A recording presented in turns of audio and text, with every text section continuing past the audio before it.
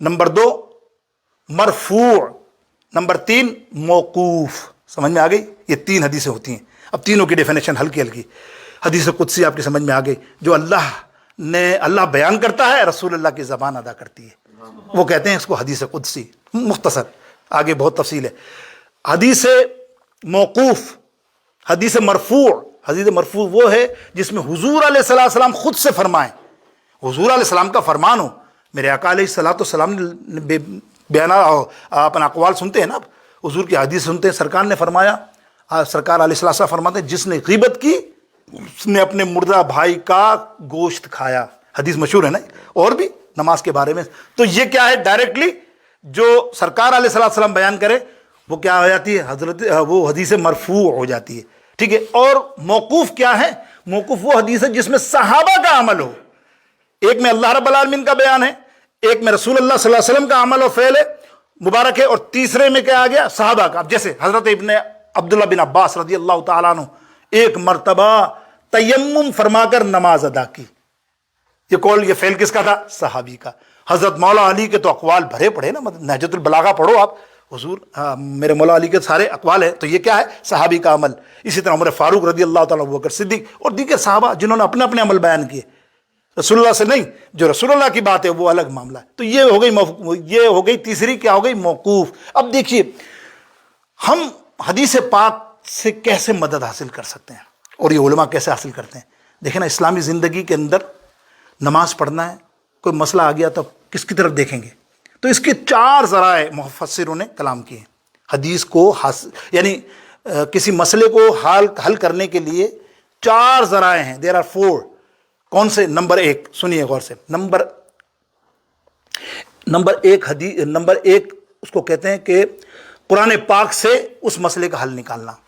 کوئی مسئلہ آیا، قرآن پاک میں مل گیا تو ختم، پھر آگے جانے کی ضرورت کیا ہے جب قرآن پاک سے آ گئی نا۔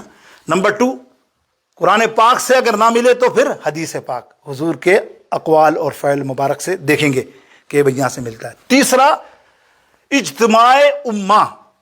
اجتماع امہ کیا کہتے ہیں؟ آج کے دور میں تقریباً ہر مسلمان میجورٹی میں 100% کسی نہ کسی فقہی امام سے وابستہ ہے۔ صحیح کہتا ہوں؟ آپ سب حنفی ہو؟ بولو ہاں، تاکہ تصدیق ہو نا یار، نہیں ہو تو پھر ہو جاؤ حنفی ہیں ہم، نہیں ہے تو کوئی بات نہیں، آپ امام شافعی والے ہو گے، عرب والے امام شافعی کے، امام مالک کے، امام حنبل کے، یہ 4 فقہی امام ہیں۔ کوئی نہ کوئی کسی سے جڑا ہوا ہے۔ جڑا ہوا سے مراد کیا ہے؟ کہ ان کی فقہ سے اپنے مسائل حل کرتا ہے۔ خدا نخواستہ طلاق کا مسئلہ ہے تو ہم حنفی ہے تو ہم امام ابو حنیفہ سے رجوع کر کے وہ مسائل سامنے رکھتے ہیں۔ ہمارے ائمہ، اس میں ائمہ کی ضرورت پڑتی ہے، میں خود سے نہیں کرتا، آپ خود سے نہیں کریں گے، بڑا عالم آپ کے درمیان میں ہو، وہ بتائے گا ہاں یہ امام ابو حنیفہ نے فرمایا۔ سمجھ رہے ہیں؟ یہ اجماع امہ ہو گیا۔ قیاس، نمبر 4 قیاس۔ قیاس اس کو کہتے ہیں کہ جس میں آپ دیکھیں گے کہ آپ کو نہ قرآن میں مل رہی بات سمجھ میں آ رہی، مل تو رہی ہے، حدیث میں بھی مل رہی ہے، لیکن آپ ظاہر ہے اتنا نہیں ہے سمجھ، اجماع بھی نہ ملی، تو آپ کو قیاس کرنا ہے۔ اب قیاس ایسا کرنا ہے کہ آپ کو قرآن اور حدیث کے بیچ میں رہتے ہوئے، ایسا نہیں ہو کہ اس کی ضد ہو جائے، نعوذ باللہ، اس کی رہتے ہوئے سطح میں۔ اب ایک بس میں قیاس ہی سمجھا دوں آپ کو، قیاس سمجھ لیں۔ قیاس کیا ہے؟ حضور علیہ السلام کے زمانہ اقدس میں کچھ صحابہ کی ٹیم جنگ کے لیے گئی، جنگ لڑتے لڑتے جنگ ختم ہو گئی، لیکن ایک صحابی کو سر کے اوپر بہت بڑی چوٹ آ گئی، بڑا زخم آ گیا ظاہر لڑنے کے دوران۔ صحابہ واپس ہوئے تو رات کو اس صحابی کو غسل واجب ہو گیا۔ سمجھ گئے نا بات؟ اشارہ، غسل اس پر واجب ہو گیا، صبح نماز پڑھنی ہے۔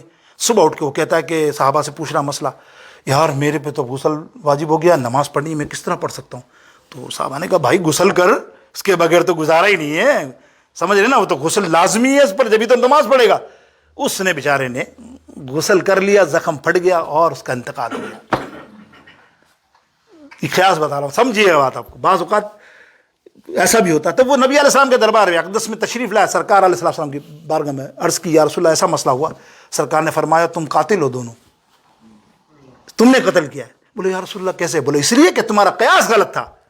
کیا تم کو نہیں معلوم کہ جب گہرا زخم ہو، ایسا ہو کہ وہ بڑھ جائے اور مرنے کی حد تک آ جائے خطرناک، تو اس پر تیمم کرتے؟ تم نے تیمم کا مشورہ کیوں نہیں دیا؟ سمجھ میں آ گئی بات؟ بعض قیاس اس لیے کہتے ہیں علماء، قیاس بھی کرو تو علماء سے رجوع کرو، عالم ہوگا تو وہ آپ کو صحیح طرح سے کرے گا۔ اب ایک اور بات اسی میں سن لو، ایک اور سمجھ میں آ جائے گی۔ آپ 2 صحابی جا رہے ہیں سفر کے اوپر، راستے کے اندر نماز کا وقت ہوا، پانی کہیں نہیں تھا، تیمم کر لیا، تیمم کر کے نماز پڑھ لی. ایک نے بعد میں آ کے نماز دہرا لی، مثال ظہر کی نماز تھی، واپس آئے ظہر کی نماز دہرا لی. دوسرے نے نہیں دہرائی. حضور علیہ السلام کی بارگاہ اقدس میں تشریف لایا، یا رسول اللہ ہمارے ساتھ ایسا ہوا، اس نے نماز دہرائی اور میں نے قیاس کیا کہ نماز کی دہرانے کی ضرورت نہیں، نماز ہو گئی. سرکار علیہ السلام نے فرمایا تو بھی صحیح ہے، یہ بھی صحیح ہے. ہاں اس کی نماز تو ادا ہو گئی، وہ جو اس نے تیمم سے پڑھی، لیکن اس کی جو ابھی والی نماز تھی یہ نفل کے اندر کنورٹ ہو گئی اور اللہ اس کو دوہرا ثواب دے گا. بس اس کو دوہرا ثواب ملا، تم دونوں اپنی جگہ پہ صحیح ہو. اب قیاس کتنا صحیح ہوا، اس کا بھی قیاس اپنی جگہ صحیح. اب آپ کے سمجھ میں آ گئی یہ قیاس کے معاملات کیا ہیں. اب آئیے تھوڑا سا 5 منٹ بھی رہ گئے تو اب تھوڑا سا ہم دیکھتے ہیں حدیث کے اصطلاحات. حالانکہ یہ جو قیاس کی بات ہے، ایک حدیث اور سن لو یار تو پھر پکا ہو جائے دلیل آپ کے سامنے. بڑی پکی دلیل ہے یہ حدیث کی، تاکہ آپ کی سمجھ میں آ جائے. میں نے بیان کیا کہ ایسے ہی نہیں کر دیا. سرکار علیہ السلام کے بڑے جلیل القدر صحابی، نام ہے ان کا معاذ بن جبل، نوجوان تھے.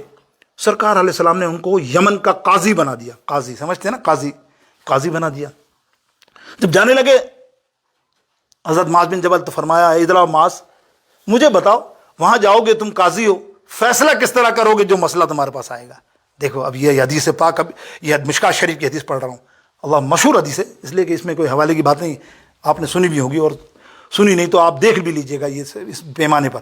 سرکار علیہ السلام نے فرمایا تم کس طرح کرو گے. حضرت معاذ بن جبل فرماتے ہیں یا رسول اللہ صلی اللہ علیہ وسلم، یقینی طور پہ جب میرے پاس کوئی کیس آئے گا سب سے پہلے میں قرآن پاک کو دیکھوں گا. اگر مجھے قرآن پاک سے مل گیا تو میں اس کا حل بتا دوں گا. سرکار نے فرمایا اگر قرآن پاک سے تو نہ سمجھ سکا تو بولے یا رسول اللہ صلی اللہ تعالیٰ علیہ وسلم، اگر قرآن پاک سے وہ مسئلہ مجھے نہیں مل سکا، میں آپ کے اقوال دیکھوں گا، میں آپ کا قول و فعل مبارک دیکھوں گا، آپ کی زندگی دیکھوں گا، یا حدیث پاک جسے دوسرے الفاظوں میں اس کو دیکھوں گا. اچھا اگر تجھے دونوں میں نہ ملے، اب دیکھو آ گئی نا بات، سرکار علیہ السلام دونوں میں نہ ملے تو بولا یا رسول اللہ خدا کی قسم پھر میں اپنے دل پہ قیاس کروں گا، قرآن و حدیث کو سامنے رکھتے ہوئے فیصلہ کروں گا کہ کون سا حق فیصلہ ہے. آ گیا قیاس کا معاملہ. میرے دوستوں بزرگوں، یہ حدیث سے ثابت ہوا کہ قیاس جو ہم اللہ تعالیٰ متحد ہیں، ہم کسی بھی امام کو مانتے ہیں الحمدللہ حق ہے، اور قرآن کا ہی فیصلہ ہے وَأَطِيعُوا اللَّهَ وَأَطِيعُوا الرَّسُولَ وَأُولِي الْأَمْرِ، کہ اس کی بھی فیصلے کو مانو جو وقت کا تمہارا بڑا عالم ہو، بڑا علم رکھنے والا ہو. اب آگے آئیے اصطلاحات کے اندر. اصطلاحات کیا ہے؟ یہ جو ہم روزانہ سنتے ہیں تقریر میں، بس وہ میں اینڈ کر رہا ہوں اس بات پر.